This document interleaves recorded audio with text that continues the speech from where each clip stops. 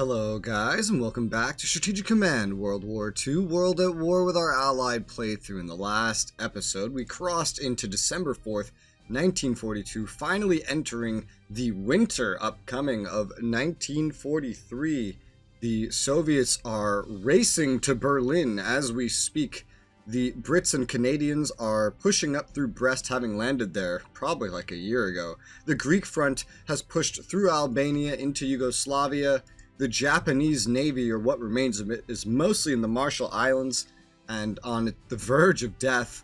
And there's, well, one battleship up here, the Musashi, trying to make life hard for the Chinese as they continue their invasion of Japan from the north and the south. We have a lot of things happening, that's for sure. And while I do want to get modernizations for, say, the Chinese going sooner rather than later, it's not going to be the easiest task to set myself to.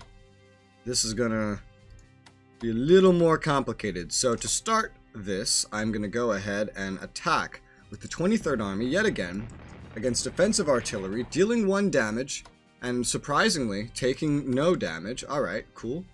I will send the 13th Army here up into the hills and send the 54th Army. Well, first we'll move the 23rd Army out of position, send the 54th Army up into its position, where hopefully we'll be able to get the 23rd here in supply, as well as the 6th Army here, to reinforce the 6th Army, to upgrade and reinforce the 23rd Army, and while the 54th and 13th Armies push forward despite having upgrades they can do themselves. We need to keep pressing against the Japanese. Their MPPs are low. We could lower it more by capturing more shit they have, but the Chinese, I feel, need to just focus themselves to this task for the time being.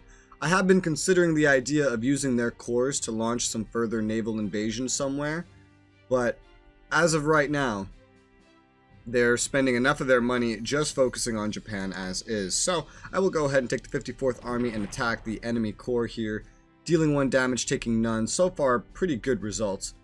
Ideally, we'll be able to move the army from the 13th up here next turn. I believe supplies are still improving from Hiroshima. It is a major port, so it should keep going up. And with the Lee HQ here, hopefully our supply situation will only be improving.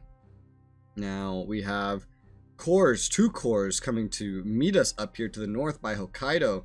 Let's take the 41st Army and go ahead and secure Kushiro with them. How's supply in this region? Good enough if you stay by the HQ, I guess. Getting a corps back here to hold Kushiro, and maybe even getting a corps to hold Nagasaki to stop any Japanese amphibious landings wouldn't be the worst idea in the world. We also do have 2 artillery that we can get moving in that direction. It's a bit of a, I don't know where each one would be most helpful. They're about the same level, so 1 on each side might be the way to do it. Getting 1 to the north is probably going to be harder.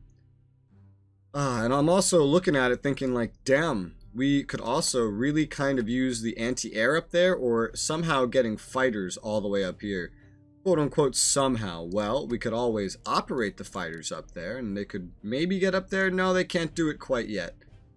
They can't do it quite yet. The reason this is on my mind is because the Japanese air has been proving quite troublesome, and I don't think Okinawa, maybe even Taiwan, will need their anti-air at this rate. So we'll swap out over here, spend 17 MPPs, and try to get, here we go, all the way up here with this transport, where that anti-air can now just pop out and chill out right here for the time being. I would like to get Arty up there as well, but the Arty's not going to be able to land anywhere of import, which could be right here, could be pretty good for it. However, we would need to move the anti-air. For now, let's just confirm that we can even get that far. Another 27 MPPs to move this heavy Arty. Go put it up here. Yeah, let's move the anti-air and then drop the Arty. So the AA is defending the Arty and the HQ. Not so much this 41st Army, but the 41st Army will just move towards the HQ so we can get its replenishments in. Unfortunately, our Dare to Die Special Forces do not have their upgraded infantry weapons, as everything here is happening in a little bit of a rush. One thing I've realized about this 2nd Heavy Artillery is I really could have just sent it out from Pakoi. It's just that it probably would have had a harder time getting up there. I could still move it back and send it up from Pakoi, Or I could send it somewhere safer. It's only 18 MPPs to operate it. I think I'll send it somewhere safer up by Shanghai, where we're more likely to be able to make it to our location without any interruption. It also means that we're going to have to send it out, not this turn, but the next. We do have these medium bombers available. We still have the attack bombers available. We don't have anything to upgrade their attack capabilities. However, the Chinese don't need to worry about MPPs. Their fronts are all closed. The only thing that matters for them right now is fighting in Japan. So let's take the 5th Corps and move them back to Naha, where they can protect the fighters. We're going to want to move things up. I'm going to send the attack bombers forward somewhere where we have supply, which ideally would be here or here. Anything better than 5 would be ideal, although we probably wouldn't be able to keep them there forever. For now, what is the range on these things? They don't have any upgrades. Strike range of 5. 1, 2, 3, 4, 5. Just barely being able to hit the front line from back here. But they can't move any further due to the range, so we'll just drive them up as far as we can get.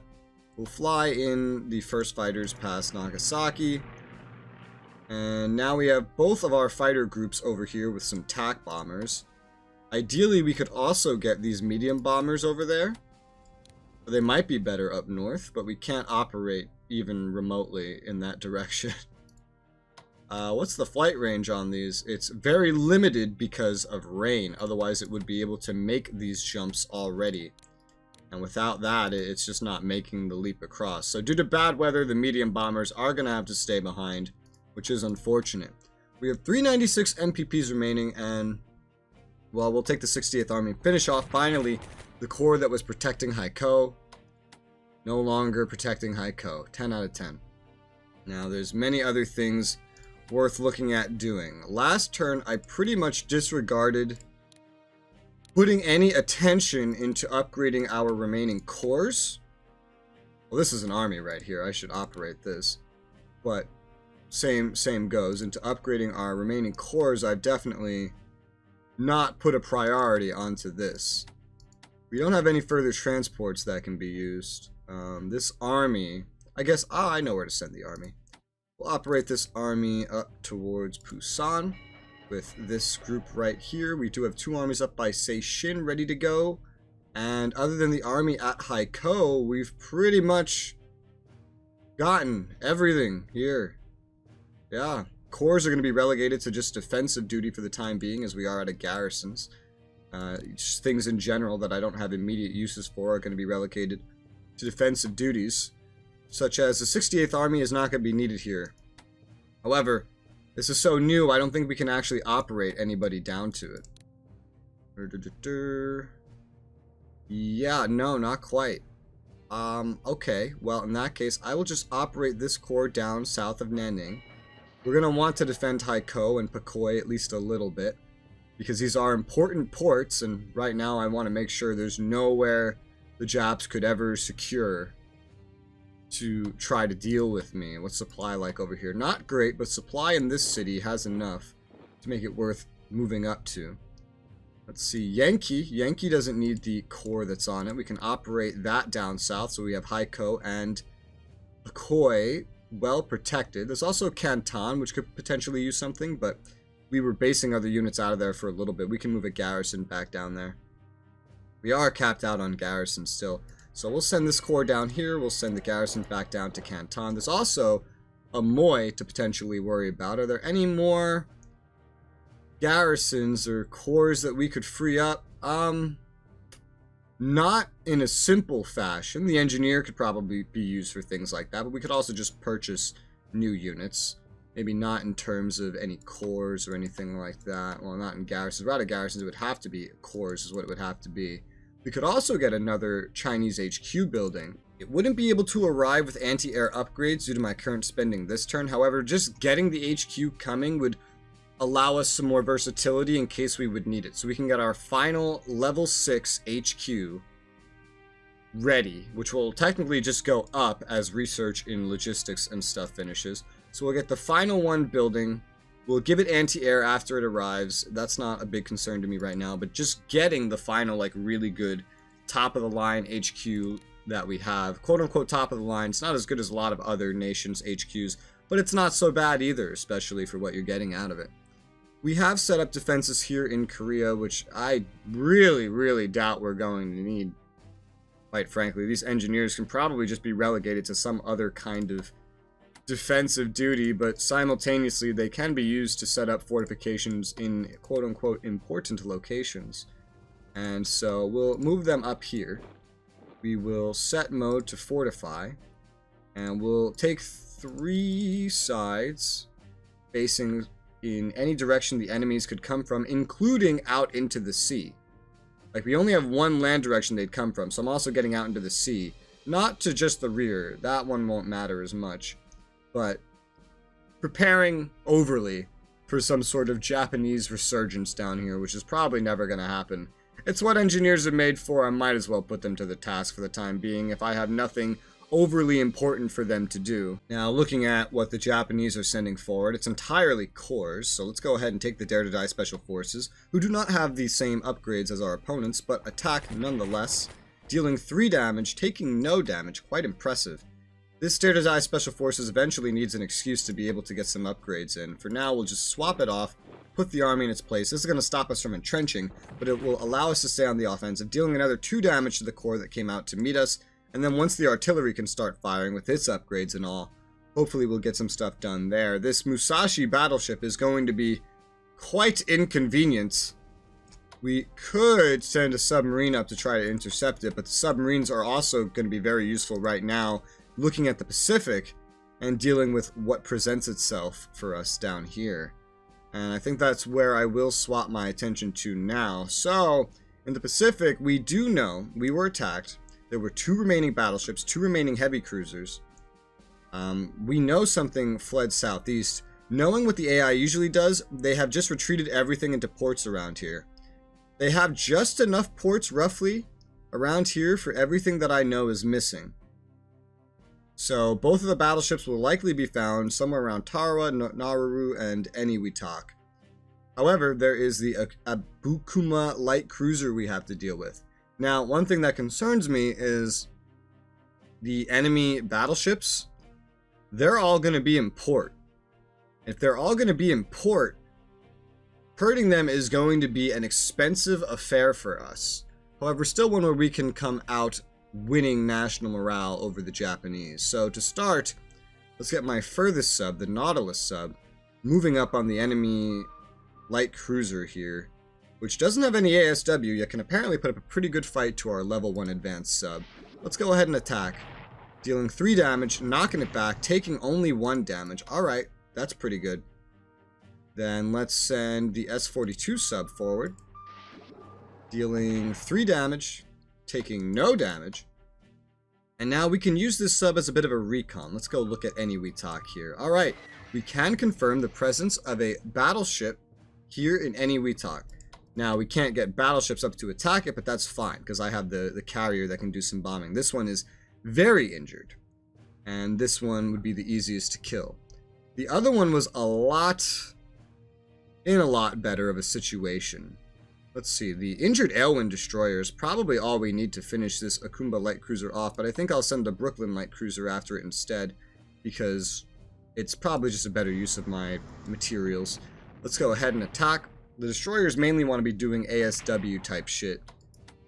I assume destroyers are probably easier to repair than light cruisers. However, we have wiped out another Japanese ship. Our morale goes back up to 91%. We're having a bit of a battle with our national morale lately. While we're looking, I will also go ahead and deploy the 4th Marine Division Special Forces over here.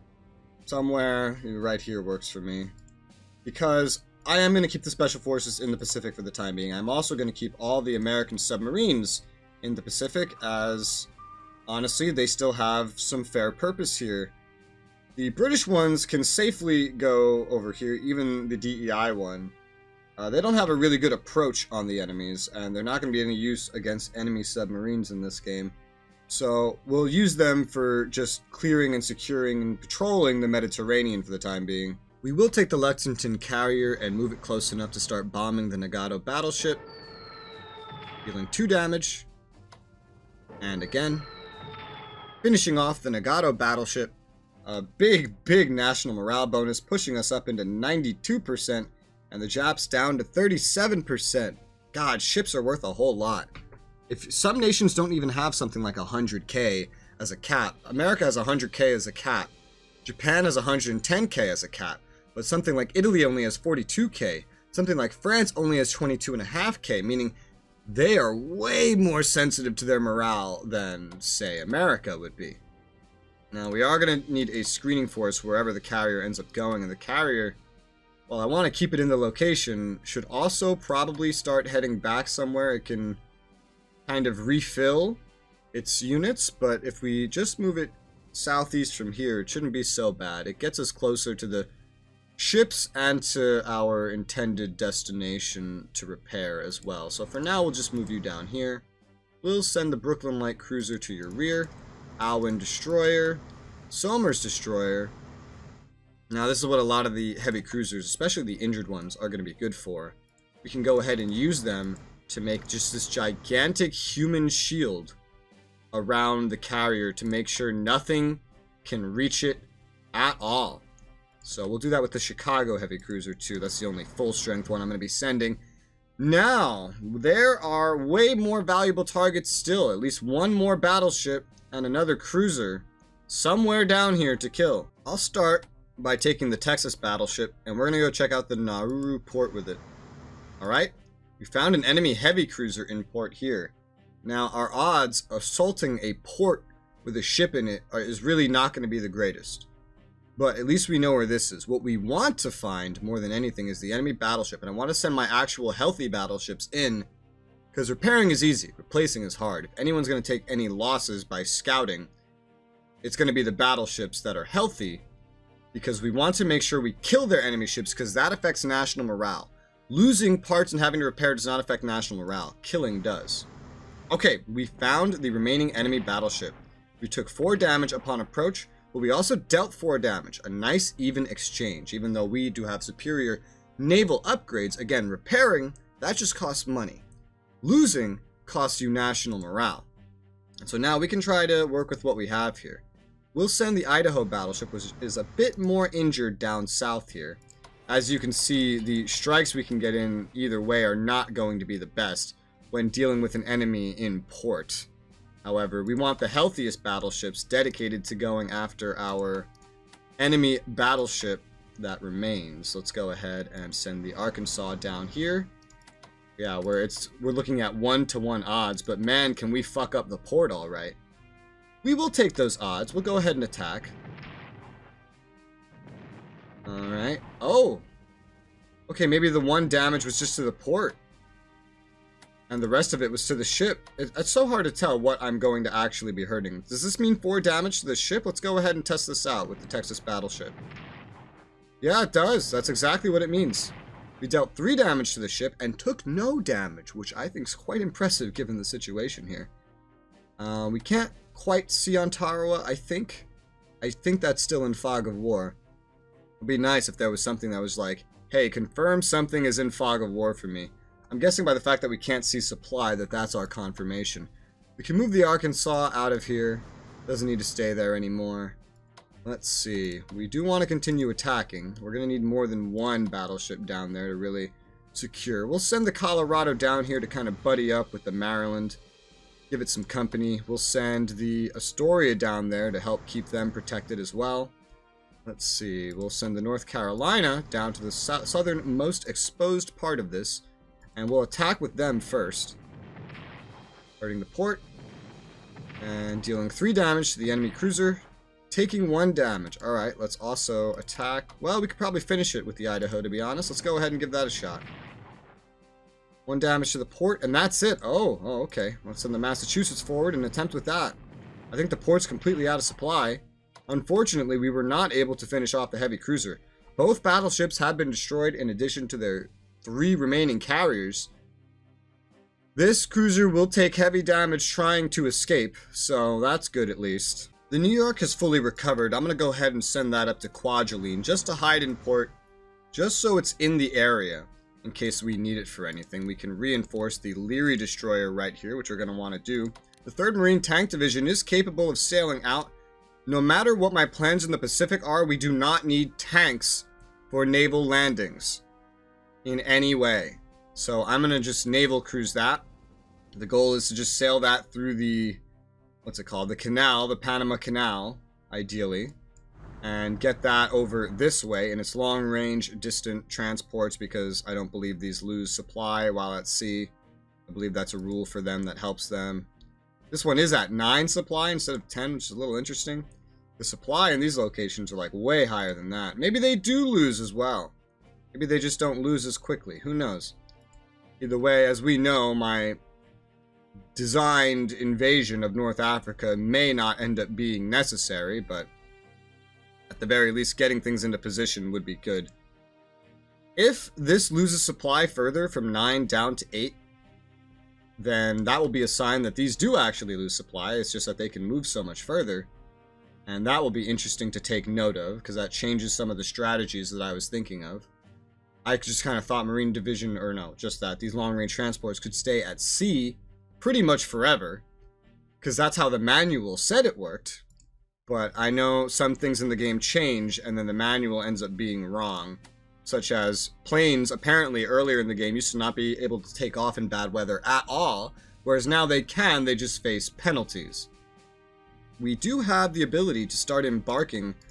The bulk of our invasion force, we'll send the 3rd Army more southeast to get to where it needs to go. But these 2 armies, well, one of the armies right now, one of the armies can embark, as well as the HQ. We do have the ability to start getting our invasion force heading east ready, whether it's going into Africa or it's going into Italy directly is still an unknown to me. I guess it partially depends on what ends up happening with the supply of what we board. We do have the ability to start getting things in that position. We will send the 1st Army to New Orleans, and it can just set off from there. I think I will continue planning that America will send these forces eastwards, because they are going to be useless in the Pacific by comparison. Could they have some use? Yes. Not as efficient of use. Use that could be made better by just sending them out here. No matter where it is that they choose to land, we'd still have something to gain. So, we'll progress, assuming we will still do this. You never know, the Germans could put up a brutal counteroffensive at Berlin that holds us back. They might abandon, if they're smart, Paris and France here, just take up all these fortifications and then try to put everything into repelling the Soviets. There's still a good few turns left in the war for Europe, and still a good few turns left for the Pacific. And America looks like they will, in fact, be preparing for both. I will not need to get another HQ, however, because I'm not going to need to commit nearly as much over here as I thought I might need to compared to Japan. But for now, let's go ahead and get into amphibious transports. The force at Houston, which I guess can leave the port. It doesn't really need to leave the port. Was that other one in the port to begin with? Yeah, it was in a port, and it still lost some supply. Quite interesting. Also, yeah, this amphibious transport, which can't even get another attack in. Like, it's used its one and only strike, interestingly. I guess, oh, amphibious transports may only have 1 strike. I did not realize that. Well, this is going to have to go back. I have lost some MPPs. Learning that hard lesson, they can get 1 strike in before they land. Meaning sending them ships or planes to help them, or just a whole lot of them to begin with, could be very, very important. Something I would have learned over at Any We Talk had those special forces not been destroyed, which is still totally worth the losses, by the way, but interesting to learn. Okay, good to know. I wish I knew that earlier, but here we have it. We'll also put the Bradley HQ over in a long-range transport. As of right now, the Bradley HQ is still all we're going to need in the east. I guess this is the west by the map standards, but for now, we'll at least have the Eisenhower, I believe, HQ coming along, because we may still need something for our air forces. With the current developments in the Pacific, we certainly don't need to send the 1st Corps of the Mexicans over to the east. We can just include them in our plans over here in the west. As America, we did finish up some research, including advanced subs. So that's something we'll definitely want to improve further as we get more and more subs. Although their usefulness going further into this war will be limited, seeing as most of the enemy's navies, especially their surface fleets, are becoming, well, barren. They're being completely destroyed in record times, and they'll never be able to rebuild them. But I will still go ahead and research advanced subs, just to keep improving. Our current subs deployed are certainly going to need the improvements. I believe I deployed the Albacore out here just now. When it had an upgrade it could have gotten, it can still get it at any one of these ports, so that's not really that big of a deal.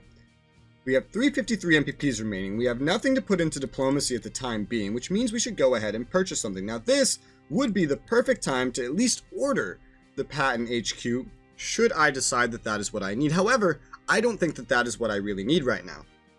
I don't need any further power that I would plan on projecting into Europe and Africa. What I need is more power that I would end up wanting to project into the Pacific for the time being, because it seems the war for Japan may still last longer than the war in Europe, despite all things considered. With this, my all into the Pacific plan has pretty much been just turned into the historical split half and half plan, although still with the entire Navy being deployed into the Pacific. And so with this, I want to keep certain things in mind. What we will need is more special forces as I prioritize them for naval landings on islands. We can reform, not for cheap because all the equipment sank at sea, the 1st Marine Division for 240, and I think I will go ahead and do that. We'll purchase that, get that back up, and the second one will have to be reformed as well. I forgot they both died, yeah. We have 2, we can get it back up to 4. Right now we only have 113 MPPs remaining, which doesn't give us a whole lot of room to get much of anything. Since the Japanese Navy was so willing to just come to my Navy and get wiped out by it, with only 1 or 2 spare things remaining, just the submarine fleet we have alone should be very effective at wiping them out. If this ends up proving wrong, we do have another carrier soon to arrive and another one recently having entered production that will be perfect for raiding their ports and wherever they might hide them. Plus the rest of my Navy being dedicated here anyway, meaning my plan of putting all these maritime bombers, or just bombers and fighters over here in general, is a little irrelevant. We didn't actually need to do this. Like, it's a little bit of a waste of MPPs because they're not going to get to do very much. Ideally, we want to get them out of these locations as soon as possible. However, as of right now, they have nowhere really to go. If I do operate them, I'm paying, even though knowing I'll probably want to operate them again to get them into Africa if that is where I choose to land, or maybe even into Spain, because they could probably serve a similar purpose over in Spain. So with that in mind, for the time being, everything's pretty much going to stay where it is. I'll go ahead even and reinforce these 1st tactical bombers here, or 5th, just to keep them as strong as I can for when I do plan on operating them. And instead, what I can do is send only corps and stuff to occupy these islands as I had planned, which is what the Mexican Corps will definitely come in handy for. I can still get some recon with the medium bombers for whatever the hell that's worth. Just checking in on the area. We could send the fighters out, just taking a look to make sure there's nothing out there. That's basically their main purpose right now, is to go ahead and just do a bunch of recon and see what's out there waiting for me. It's not going to be very much because, you know, we know the status of most of their navy and most of it's destroyed. There's not a whole lot that we're going to have to worry about over here. So, I know the reason a lot of my plans keep quote-unquote failing or not being needed is because we keep outperforming and the AI keeps underperforming and just making gigantic mistakes. I keep setting myself up for a formidable opponent, and while I'm fighting one that sure knows how to deal damage, I'm not fighting one that knows how to make a long-term strategy, and it really, really shows. With only 95 MPPs remaining as America, I will go ahead and just purchase a singular garrison with the works of upgrades here. We will purchase that for 72 MPPs. Why, you might ask? Because I'm going to deploy it at LA just to keep this national morale objective guarded at least somewhat once we send the 1st Mexican Corps out to go do something else. Leaves me with 23 MPPs that I can just throw at a garrison as well. 12th garrison over here in San Francisco. And there's more. There's more that we could just throw things at for little reason. Garrisons over by New York. They're probably not going to be needed, but you know, it's whatever. With that, I believe we have now fully and successfully taken care of both China and America. I love doing their turn together, since they're kind of fighting the same battle primarily, with America getting ready to split its forces more. Mainly because, you know, it started with a lot of these armies for free, and purchasing 1 HQ to assist is hardly a downside, plus that artillery. It's a very small investment. I'm just trying to adapt the situation best I can, and I think I'm doing pretty well. I think I just prepared for enemies I thought would be far more brutal than they otherwise were, but for now we are out of time, so I hope you guys are enjoying the series. I hope you're enjoying the trajectory of the war. As always, let me know your thoughts in the comments below. Thank you very much for watching, and I'll see you on the next one.